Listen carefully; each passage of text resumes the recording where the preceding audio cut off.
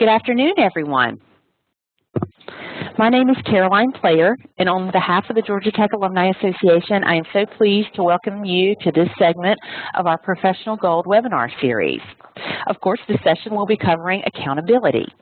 As a matter of a few housekeeping items, due to the size of our audience, we have or are attempting to have all of our participants on mute. If you happen to notice that you are not on mute, just click that the microphone next to your name to put yourself on mute.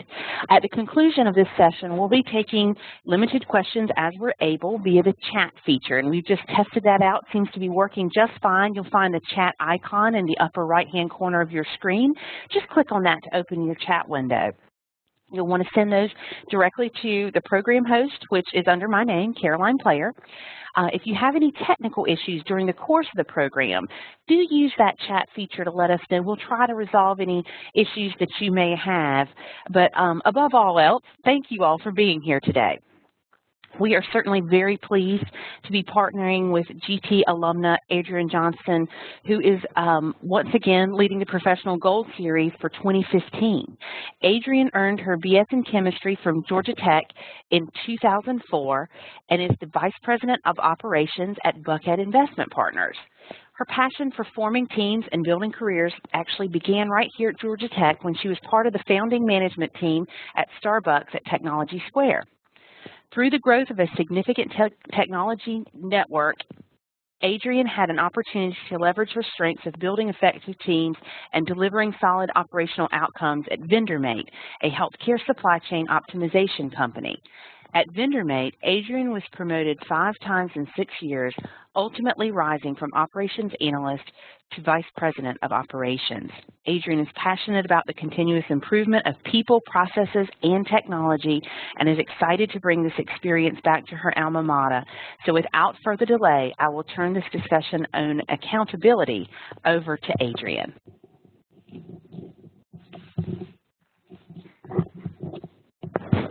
Thank you, Caroline, and good afternoon, everyone.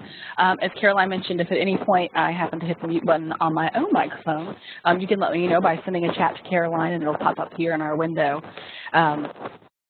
So as we get started today in talking about accountability, I wanted to let you guys know that you should what you should expect in terms of content. So we typically go about 30 to 45 minutes, depending on how many questions we happen to get.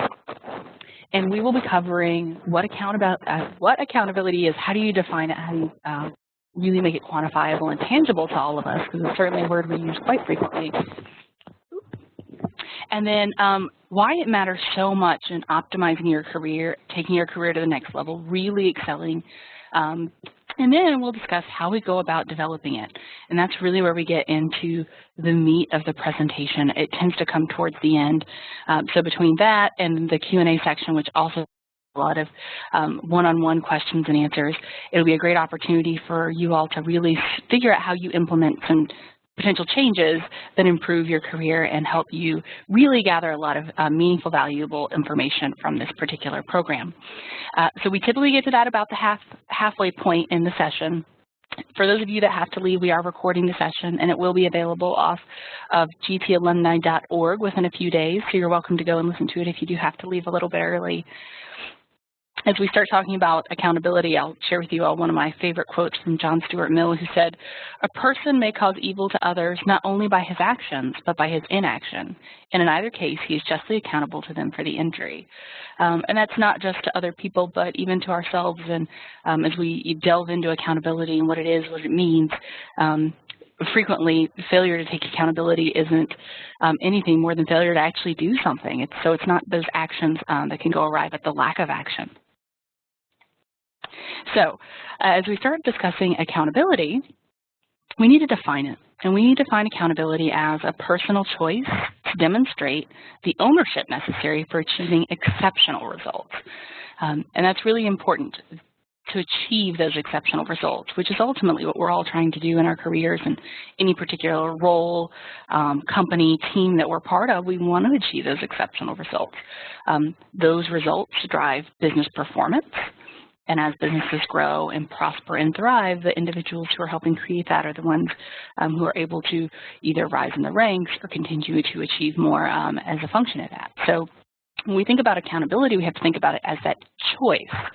And a lot of times, again, when we think about accountability, we think about other people holding us accountable.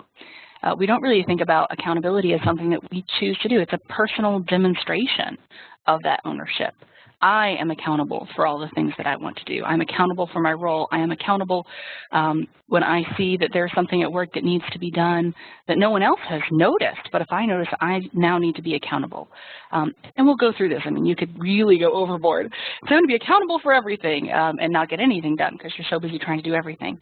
So we'll go through a little exercise in this presentation as well about how to prioritize, how to figure out how to do your job effectively, and then become accountable for other elements that can really enable you to shine as a leader in your organization, to be more productive and to take your career to the next level. So I want to ask you guys a series of questions just to kind of get a sense of, from an accountability standpoint, where you see yourselves, and really to give you guys a baseline for where everyone else is. When we talk about professional goals, you know, our tagline is optimizing your career, and it's important to realize that part of the way that you can go about completing and getting to that optimized level is about really standing out amongst everyone else. And what you'll see in this is how many people really struggle with accountability. And so when you're able to really wrap your arms around it and demonstrate that accountability, how you will shine amongst all of your colleagues and peers. So have any of you recently seen a problem developing but not taken action to do something about it because you assumed you had no influence? And just think about that really quickly. Have you ever thought, there's nothing I can do about this, so I'm just not going to worry about it? If you said yes, you're with 60% of people who've recently said that they saw a problem developing and did nothing about it. And that happens to us a lot, typically because we don't believe that we have, again, the influence in order to change that. So today we'll talk about, you know, really defining whether or not you have influence, or whether we sometimes put these barriers on ourselves and our own views and beliefs about the world and the influence we have, and how we can move past that to decide whether or not there's an opportunity for us to be accountable and to drive forward your business, your team, and outcomes. Now, have you ever said that you would do something differently if you owned the company that you're working for? And not meaning necessarily that you owned your own business, but if you had all the autonomy in the world and all the influence in the world, is there something you would do different in your organization? And for those of you who said yes, again, you are not alone. 83% of people said that there was something that they wish they could do differently in their current role or organization. If they had the autonomy, if they owned that business, or they had their own business, they would be doing things differently. The reality is 83% of your peers then aren't doing anything to change that. May or may not be happy. It can impact culture, certainly, but it's really important for us to be thinking about that. Now, have you recently found yourself waiting to see if a situation would just resolve itself? I'm not going to worry about it, you know, it'll take care of itself. And there's certainly a balance, again, as all things are, like with prioritization. We also want to make sure that we're not jumping on every single chance to be accountable and then failing to be able to achieve anything because we overwhelm ourselves. But if you've ever found yourself just waiting to see if a situation will resolve itself, you're with 63% of people who said that they've just kind of kicked back and waited to see it was going to happen. There are certainly situations where that's appropriate, and there are situations where that's not. And we'll get into more detail about how to figure out what to be accountable for as we move forward. If you've ever felt powerless, like you had no control over your situation, then you would be with 85% of people who felt like they had absolutely no control over their situation. And again, a lot of this can stem from your beliefs about the world around you and the amount of influence you have. But to feel powerless entirely is generally pretty concerning. But a lot of people feel like they don't have that power. And that's an internal thing. Once you can really wrangle that accountability and say, wow, I have influence to change this, and we'll get into all the different ways that that influence can permeate. But it's really important that you realize that, because once you realize that, you have certainly, at the very least, influence, but at times even control over your own destiny and over the things that happen around you. Now, have any of you ever wished that someone would just tell you what to do? I think we can all say that we've been there at some point in time. And 76% of people say, yeah, I really wish that someone would just tell me what to do. And that can be a little bit of a trap. You know, frequently what I find can be really the best opportunity to learn, grow, and really get confidence in your own decision-making abilities is to go to your boss, a manager, someone you respect and say, this is what I'm thinking, this is my logic, this is how I got here. What do you think? Does that sound appropriate? What would you advise in this particular situation? And what that does is it forces you to become accountable for your own end up, where you want to be, what you think the right thing to do is, and then you get an opportunity to learn. So you're not making any big, giant mistakes. You certainly have someone there to kind of catch you before you fall, but you're not waiting around for someone else just to tell you what to do. And what you'll find is that, especially those of you who are already in management roles, there are a lot of people, again, 76% of people will fall into that just tell me what to do trap, where people are running into your office all day long going, what do I do about this? What do I do about that? And it's not even that it's overwhelming, but you're working with very limited decision sets. So when you have somebody that comes to you and says, this is where I'm heading, what do you think? Is this okay? Are there any pitfalls that I can't see on my own, any blind spots I might have in this situation? What do you think? It's very, very energizing for that manager and that individual on the other side, and it enables them to help you make the best decision as opposed to telling you what to do with a very limited subset of information. So it can be a very powerful technique. So, you know, as we can't talk about accountability without talking about blame. And for those of you who are familiar with Brené Brown, she's done several TED Talks now on shame, vulnerability, and she's a qualitative researcher whose background is in social work. And so she got into this whole dynamic of doing qualitative research, and so she effectively studies other people's stories and understands these kind of driving themes in human behavior. And one of the things that she says in one of her TED Talks is that blame is defined as a way to discharge pain and discomfort. And she talks about that in the context of vulnerability and how as individuals we really have to open ourselves up to the pain and discomfort that we have, accepting ourselves, being kinder to ourselves. That vulnerability is a great thing. It drives change, creativity. It's an amazing opportunity. The problem is so many of us just shut ourselves off to it. And, you know, consequently with accountability, I mean, blame is almost the polar opposite. Instead of saying, I am responsible for this, and you say the reason it's wrong is because of you, this, that, or the other. And it's really important that we keep that in mind as we move forward in talking about accountability. So we have to be kinder to ourselves and to others. Blame doesn't really get us anywhere. It doesn't change the past. All it does, again, is it gives us a way to discharge that pain and discomfort instead of saying, I made a mistake. I am accountable for that. And moving forward, I am going to do X, Y, or Z differently. So it's really important that we keep that in our framework as we move forward today. Now, let's really get into why accountability matters so much in optimizing your career. First and foremost, being accountability will really garner respect like you've never seen before. I had a colleague once who we've been working on revising some reports, and we'd added some new fields, and when she sent over the final version to me, it was missing those, and so I just emailed her back quickly and said, hey, I think a couple of these things that we talked about are missing. And within 3 minutes, she was in my office, she popped her head in, and she said, I've got that, Adrienne. I'll take care of it. I'll send you an updated version. Don't spend any more time on that one. And within an hour, I had an updated version with the data that we talked about. But what I found so amazing about this particular individual, and I mean, this instance was just one of many where she consistently demonstrated accountability. There was no blame. There was no, I don't remember us talking about that, or I forgot. I mean, it was quick, it was to the point, and it garnered it made me respect her. It made me feel like I could trust her. I knew that she wasn't going to tell me, oh, I didn't remember this, that, or the other. she remembered, she just forgot, and we all make mistakes, but it wasn't a big deal. And more than that, something that I certainly appreciate, it was productive. It was a 30-second aside in my office. It wasn't 10 minutes of, oh, I forgot this. Are you sure? I don't remember. Tell me again. I mean, it was highly productive and efficient. And she came to me and said, hey, don't spend any more time on that one. Let me make the updates, and then I'll send it back to you. I mean, she didn't want me to spend my time that way. And for a lot of people, that's very uncomfortable to say, hey, I made a mistake. And she did it with such grace and finesse that I truly never even thought of it as her having made a mistake. I thought, wow, she's really on top of it. She's really got this down.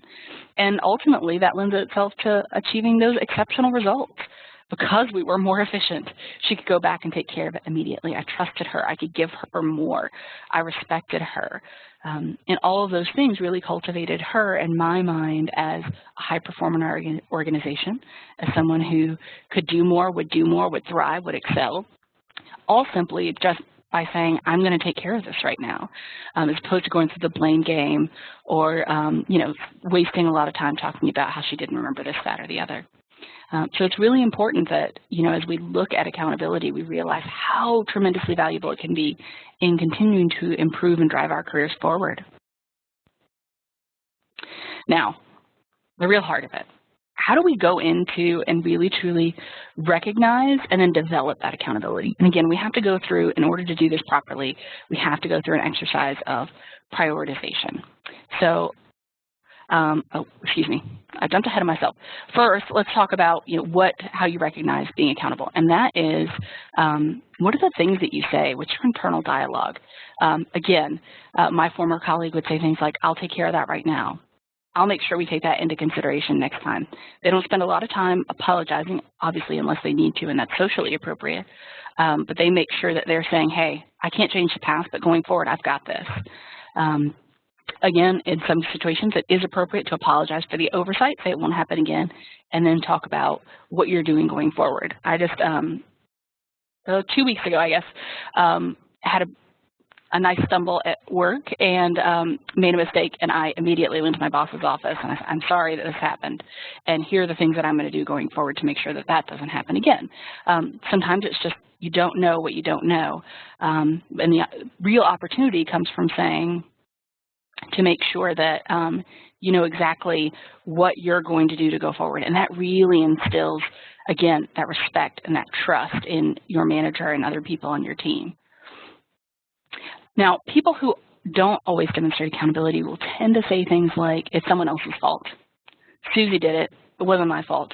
And you can hear it because they're always shifting the burden of responsibility to someone else. They'll sound very hopeless. They'll say things like, there's nothing I can do about it. I'm powerless. Again, I'm powerless to change my situation. Another one of my favorites is a really big giveaway is when people say, that's not my job. And you'll hear people say that one a lot. And that isn't even about not wanting to assume responsibility as much as feeling like they don't have the power or the autonomy to go be responsible for that. You'll see that typically in larger organizations where roles and responsibilities are a lot more clearly defined and locked up, such that if you step over that line, you get in trouble in situations. And so people shifting from large organizations to smaller organizations can really struggle in how that responsibility and accountability and culture shifts where the expectations may be, hey, you're actually going to do anything that needs to be done. You may do the dishes today, and tomorrow you may be having a meeting with the CEO of Coke. But the expectation may shift. And so you'll notice that if you've ever said, that's not my job. I'm not supposed to do that. It's not mine. Whether or not that's an opportunity for you then to be more accountable. And again, that can be culture dependent. You'll also hear those individuals say things like, I just can't do it. And sometimes that actually stems from them not believing that they have the power to impact that change or the skills sometimes to take on a particular project or task. So once you've identified where you tend to fall, most frequently on the accountability spectrum of being really highly accountable or not being accountable enough, you can then start to understand your sphere of influence. And again, this is how we really go about prioritizing and understanding if we can change anything. So the concept of the sphere of influence is that at its core, you have ultimate control. You can control what time you get out of bed in the morning. You can control if you hit snooze once or twice like I did this morning. You can control typically what you have for breakfast. You can take all these steps to control certain facets of your life. But you can't control everything. You can't control what time your boss says a meeting is going to start. But you may be able to influence it. You may be able to say, you know, it would really be more convenient for me if we had this meeting at 9 instead of 7:15 in the morning. And it's okay to ask that. But in that influence range, what you'll find is that, again, you can't control the outcome. So sometimes it's going to work in your favor and sometimes it's not. In other situations, you have absolutely no influence.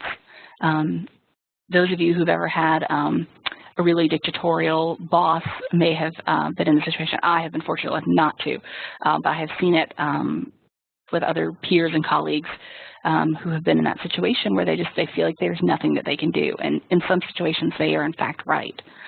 And as you kind of go through this example, one of the examples that we can look at is, you know, do you have control over your boss? Where does that fall in the sphere of influence, your relationship with that person who will theoretically guide you in your career, help you grow and develop in your subject matter, in your role, and shepherd you and in many ways support you through the organization over time?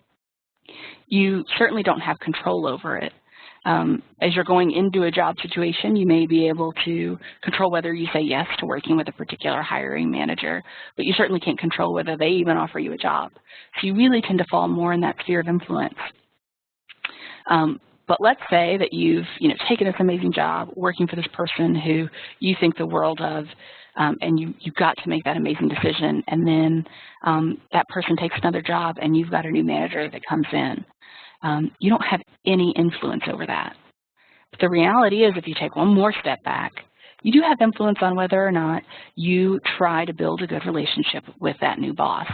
And I have found that unfortunately, it does take time to do that, 6 to 12 months really, to form a meaningful working relationship, to understand how someone else works, and to really get yourselves in sync. But the reality is that may never happen for two particular individuals. And so you have to ask yourself, have I done everything that I can to be successful in this role working with this individual? And if the answer is yes, then you still have influence. You may think that you don't, but your other opportunity is to step completely outside of that current role and organization and come to the Georgia Tech Alumni Career Fair and see what other opportunities are out there. So there are plenty of different ways that you can continue to shift and look at a situation differently in order to understand how you can really impact change and get where you want to be. Now, a lot of times, the ability to understand your influence is based on asking, on raising your hand, and that can be very uncomfortable if you haven't practiced it before. And so I wanted to share with you guys one of my kind of go-to conversation starters whenever I'm struggling with something professionally and I need to go talk to my boss about something. I found it to be very diffusing, as I'll say, I couldn't rest my head on my pillow tonight if I didn't address my concern that Susie isn't going to be successful in this role and I don't think it's necessarily the right thing to do. Can we talk about that? Because what it says to your boss is, I'm open to the fact that I may not understand how all of these things play out. I am open to change, but I am concerned, and here are my specific concerns. And here are some things I think could help mitigate the risks associated with that. What can we do? How do we partner? How do we collaborate? Is this even a concern at all? And the good news is whenever that happens, I always know that I have addressed the issue, that I have tried to have that influence. And even if I was wrong, at least I raised my hand. At least I addressed it. Because sometimes we think, oh, somebody else. Actually, we were in very interesting at a board meeting one time. And after the meeting, one of the board members said, well, I thought that, but I didn't want to say it because I thought I might sound stupid. And the reality was everybody else was thinking it too, and then finally somebody else said it. But a very astute, highly qualified individual who was so reserved and in some ways not confident enough in himself and his understanding to just step up and say, hey, is this potentially an issue? Don't ever feel like you're going to be stupid. It's that whole there aren't stupid, there are no stupid questions, just stupid people, or the opposite. The reality is that no one's ever going to think oh, you're not smart, or oh, you don't know what you're talking about, or you're not strategic enough. People actually, a lot of times, 3 of the 5 people in the room with you are going to be thinking the exact same thing and struggling to address it. And when you have that leadership attribute and you are accountable, you say, I'm going to bring it up regardless of whether or not I think or feel stupid. The reality is, the majority of the time, it's a very valid concern that needs to be addressed. And even if you're not having that specific concern, you can sense other people in the room are. It's important that you be able to step up as a leader and be able to make sure that everybody in the room is clear on a particular point. So don't ever sell yourself short. And I love this. I couldn't rest my head on my pillow tonight. It says, hey, person of influence, this is concerning me so much I can't sleep at night. It concerns me, and I want to bring it to the table, and I want your help working through it. Even if my basis is wrong or my understanding is incorrect, I want to understand that for my own growth and development. And now we get to prioritizing. I've seen this quite a bit in individuals who are striving to become more accountable and to get to a different role or a different level in their organization. And a lot of times what happens, I shouldn't say a lot of times, what can happen and is a potential pitfall is you start to say, hey, I want to be accountable for this or that or the other. Is that sometimes we think being accountable for those other things has greater priority than being accountable for our actual role. And so first and foremost, we always have to prioritize your existing role and responsibilities. You have got to be thriving and excelling in your existing role before you can raise your hand and say, I want something else. If not, it looks like you're not capable and you're just going to effectively flutter around through an organization or through a set of responsibilities, always looking at the next thing instead of worrying about what you need to be doing right now. So really keep that in mind as you're going about prioritizing all the different things you can do. Are you doing your current job the best that you possibly can? And there's unfortunately always areas for opportunity. But if you're really, a solid performer, and you'll know that your performance reviews will typically be either at the very minimum meets expectations, but hopefully exceeding to really be worrying about what the things are outside of your current scope of responsibilities that you can be starting to take some accountability for. And then you want to make sure that you know what it is that you want to do. Back when I was at VendorMate, I had discovered that we really had some cultural problems as we were growing. We had kind of maintained the status quo and in some ways hadn't realized that we'd gone from being a company of 10 people to a company of over 100 people. In just a span of a couple of years, it was really rapid growth, and we hadn't done the best job of learning how to communicate. We at one point all sat in one office, and then suddenly we were, had tons of little offices and doors would close, and we weren't doing an effective job of communicating. And I see it's really something that I am interested in. How do we solve that? How do we figure out, over the course of time, getting our culture back to the way it was while still obviously scaling and growing? And so I put together a plan, and I said to my boss, these are the different areas where I think we have opportunity. Here are things I think we could do. And I sat down with him, and we talked about it, and I said, this is what I'm really passionate about, and ultimately where I'd like my career to go. But the reality is that my job and role required that I continue to do all the other stuff that I wasn't quite as passionate about. And it was a real balance, because not only was I having to do my existing job, but then I was taking on this responsibility for culture and performance in the organization holistically that I only had influence over, certainly no control. And it was trying to do all that, but it really came at my time and my investment, because it was where I ultimately wanted to go. Two things. One, if that's not ultimately where I wanted to go, it probably wouldn't have been the best thing for me to be investing so much of my personal time, effort, and energy into, because where does that really get me? But beyond that, it's really important to realize that you need to love whatever that thing is for you. Beyond just getting where you want to go, you want to be driven by it. You want to be motivated by it. It needs to give you a sense of satisfaction and completion at the end of the day. So make sure that as you're thinking, I want to be accountable for this, it's something that you're going to get excited about and be able to sustain, not just something that you're doing for the optics. You really want to make sure that it's taking you in the direction that you want to go long term. And sometimes, trying those things out, smaller projects or things like that where you're not taking on a long-term commitment can also be quite valuable because it gives you a little bit of experience. You're helping the organization, and you're not committing yourself to, some big endeavor that, ultimately pulls you in one direction or the other where you may not want to go. From a branding perspective, that can certainly make you seem like you don't know what it is you want, or you're just, again, kind of fluttering through an organization and trying to figure it out. So this is my favorite section, and we are well ahead of time today. So we'll have plenty of time for questions and answers. But what we know is that creating some type of action plan as you're sitting in on these kinds of sessions, what can I be doing? Taking one thing, even if it's only one, and saying, I'm going to do this. If you do that within 3 weeks, you are far more likely to actually achieve some meaningful results that impact your career and your career optimization as a result of this session. So what we're going to do is we are going to, if you want, open your chat window up in the top right panel. If you don't see a button that says chat, then there's a downward facing arrow that you can click on to expand your chat window. And then within that, there's a little chat section, and you can chat right to Caroline and me and let us know what's one thing that you want to improve based on this webinar as it relates to accountability. Do you, need to have a conversation with your boss about areas where he or she perceives you to be more accountable? Is there an area where you know that you're not doing your best in your current role, but you could be doing better, but it's maybe not something you gravitate to, but you know that you need to be doing it better?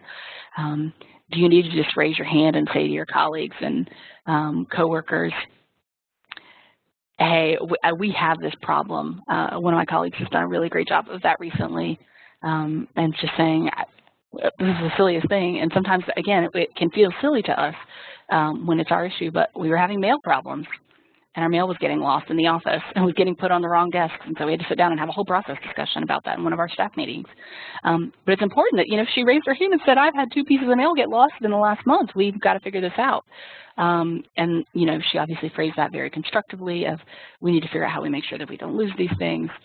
She didn't blame anyone, but really she stepped up to the plate. Okay, so someone says, I'm going to work on coworkers' accountability. If you'd like to provide us more context on that one, we would love to hear it. I assume that that's, being more accountable with your coworkers and helping everybody on the team make sure that everyone is really recognizing that they have some responsibility to the organization and to each other as a whole. Every time we get into this in our office, I always laugh. I mean, it's amazing. You hear about team building and forming effective teams for years, and when you finally have that aha moment where you truly realize the value that every single individual's unique skill sets brings to a team, you realize just how powerful that can be. Someone else says, I'm going to stop apologizing for my mistakes. My chat window rolled up. I'm going to stop apologizing for my mistakes and just correct them as quickly as possible. I think that's fantastic. And really what you're going to find too is it keeps you from brooding or being worried about the mistake that you made. This is probably a very high propensity among the Georgia Tech alumni. This need to be perfect, and so much of what we do requires us to be very exact and precise and perfect all the time. And while an amazing driving force for all of us in our careers, it can also be very difficult for us to resolve our own, our tendency to blame ourselves and other people when we make mistakes. And so just moving on from it and saying, hey, I got this, can be really, really powerful. Someone else says, I'm going to start being more aware of accountability. I'm a CEO, so I have to be accountable, but I need to be aware of my accountability to the client. If there's something out of my control, I'll notify the client instead of thinking it is outside of my control. I think it's fantastic. And we will actually get into communication next, in our next session in April. But it's really important. Communication can be such a huge part of that. Hey, and you can say, this was outside of my control. We are doing everything in our power to get this rectified by such and such date. I will continue to stay in touch with you. And people just feeling like they're in the know can really go a long way to diffusing any frustration that they have. It's certainly less so than if they just feel like they're being ignored or they don't matter.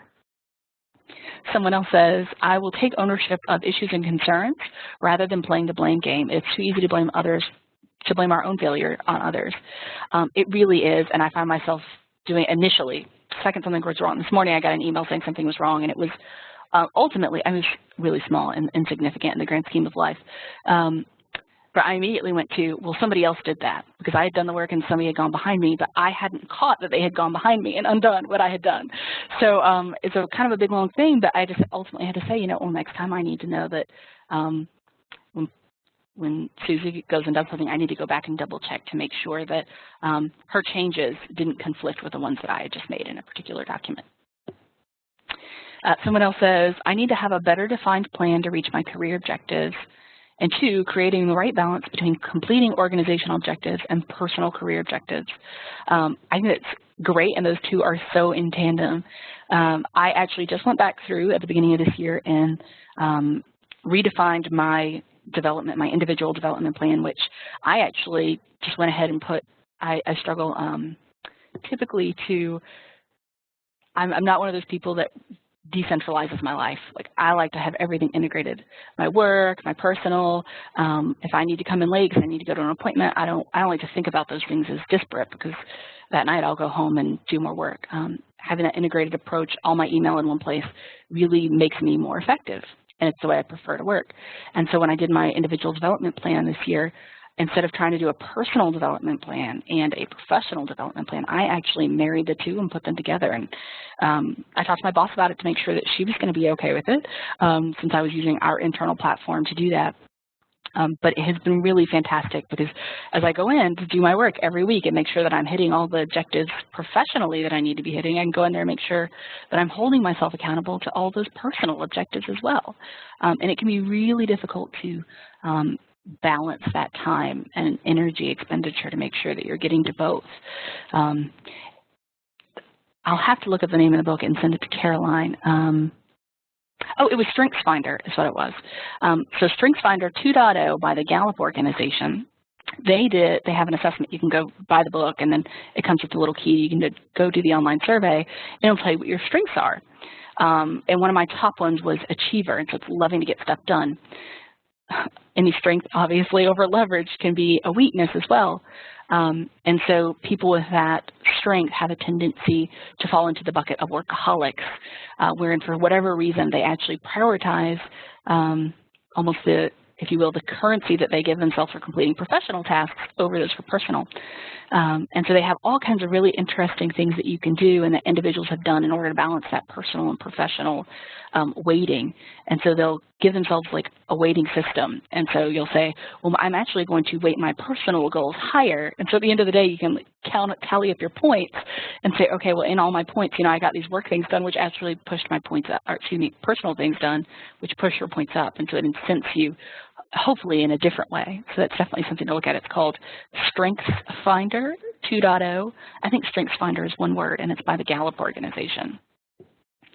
Someone else says, I'm going to be improving employee engagement via brief team meetings. Our work environment is currently dependent upon instant messaging.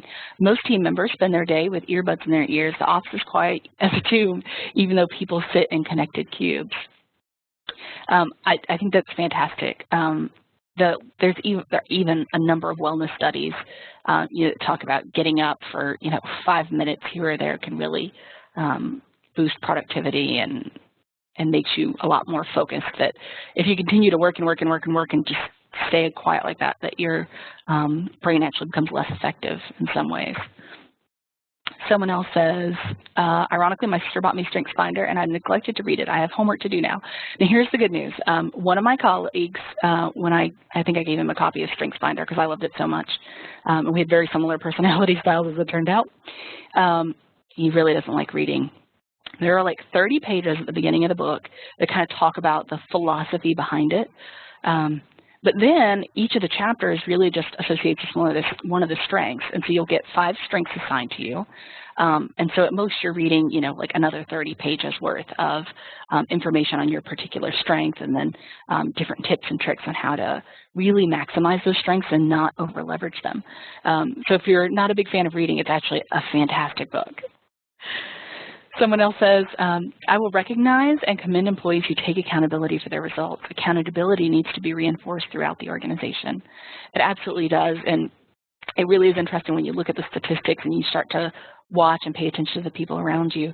You can really, truly see and notice those individuals who are high performers are always highly accountable, and they are efficient, and there are no excuses, no holds barred. They just go and get things done, and that's why they're so much more effective. But the reality is, if you're looking at 80% of, that's 4 out of 5 employees who aren't consistently delivering or demonstrating that accountability, that can be what permeates and really sets the tone of the culture. And so, you just do that over time. And you try and do it by recognizing, again, and commending those employees who are taking the accountability, and try to avoid shaming those individuals who aren't, and kind of coaching them through it separately. And they're even, we have had people who've taken, these recorded webinars and just shared them internally. They are housed off of gtalumni.org's professional gold page. So you're always welcome to come back and listen to a pre-recording and share it with your teams. In order to hopefully help them take it to the next level as well. Someone else says, prioritization can be a challenge when job scope is broad and staffing is thin. Absolutely. I'm not sure how many of you have ever heard of the Eisenhower matrix, but effectively on one axis, you put how important something is. And then on the other axis, you put how urgent something is. So that if something is both important and urgent, you assume responsibility for it. If it is both important and not urgent, then you would delegate it to someone else. If it is not urgent and not important, you just don't do it.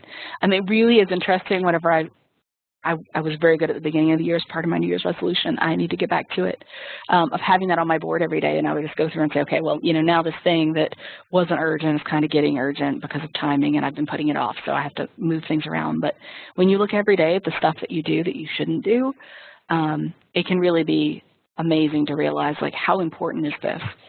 And you just really kind of go through and say, does this have to be done right now? And does this really have a meaningful ROI for the business? Another tip on prioritization, my husband read the Getting Things Done book. I forget the author's name, but it was called Getting Things Done. And he has a whole series of tips and tricks for how to prioritize your day. But one of the things you'll consistently see in any of those prioritization and getting things done type of series is they'll say not to do your email first thing in the morning. That first thing in the morning is your most alert, productive, and effective time of day. Oh, thank you, Chris. Yes, David Allen wrote Getting Things Done. But they'll say that in the morning is your most productive time of day, and you shouldn't do email. Don't come in and even look at it. Pick one of the big projects, one of the things that you need to get done, and start on that. And that's really, truly where you start to see yourself getting results. I mean, typically email isn't getting results. It's important to do. It's important that you're probably responding within 12 to 24 hours now is kind of the expectation informally on following up on email. But you want to make sure that you're getting the things done that really drive business results. And that's typically not going to be done over email.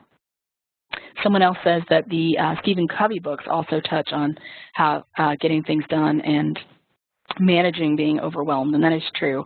When there are a lot of things to do, and I find, for me, I come in on Monday and I'm like, I'm going to do all these things this week, and I have these great plans, and then the week happens, right? You've got people in your office, people that need things, little fires that come up, other people's priorities that you need to help with and be part of that team and help them get that done. And I find that on Thursday afternoons, I look at my Monday list and it's never done.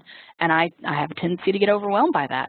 And what I have found is if I can just step back, the stuff that was on my list was really a couple of hours worth of work, but I can very quickly turn around when I kind of get out past being overwhelmed and go through my Eisenhower matrix and say, okay, these things that I wanted to get done were nice to-dos, not have-to-dos. And these are the things that I ultimately really, truly have to get done. And so going through that exercise can really diffuse that sense of being overwhelmed for individuals. If no one else has any questions, we're right at 12:45 now, so we will let you guys get back to work if you've joined us on your lunch break, or if you're on the West Coast just starting your day. For those of you who are looking for tips and tricks about how do you remain accountable, one of the tools that a couple of the tools I really love as it relates to accountability are Bloom, which is, I believe, iPhone only, and it's an app that kind of inspires you. You can set a picture and some music to go with it, and once a day it's like, have you done what you said you were going to do? And you can set it to be 3 o'clock every day or randomly throughout the day. And then the Coach.me app, which was formerly the Lyft app, is a great social tool. So you can go in and you could subscribe to particular goals effectively. And you say, I'm going to commit to, doing a better job of making sure team members are engaged. And so what have I done around that today? And you can set it up so that you would go in every day and you would just check it and say, yeah, I did it. And it's really super easy. It's like a little slider. Say, yeah, I did it. And other people who are also committed to that same goal, and it's all totally anonymous, they'll give you props and reinforcement, and they even have coaches on there that can kind of help walk you through all that. But I love having some system that in some ways helps hold me accountable and keep it at the front of top of mind. Because again, within 21 days of this kind of session, if you haven't done anything with it, you're likely not to ever do anything with it until it bubbles itself up again. So this first 3 weeks is going to be the most important in saying, am I accountable, and what's your system going to be? And as Georgia Tech alumni, we love a good system. How are you going to make sure that you can hold yourself accountable to that and you're keeping it top of mind? So as I mentioned, next month we are going to be doing effective communication skills, which is going to go through behavioral tests. How do I, based on my personality style, effectively engage with someone else who may be different? And we're going to go through really specific examples of how to communicate, phrases that you can use, how to recognize other people's styles and attributes in order to make sure we're really maximizing that communication, which is the bulk of what we need to be doing. In order to make sure, I always say 99% of all problems in an organization stem from lack of communication or ineffective communication. So be thinking about that as well, and we would love to see you in April for that session. If you have any questions or anything coming out of this session, you're welcome to type it into the chat box now or to shoot Caroline an email, and we will make sure that we get that answered for you all. I hope you have a very wonderful Tuesday, and for those of you in Atlanta, you enjoy this lovely spring weather that we're having. You all take care.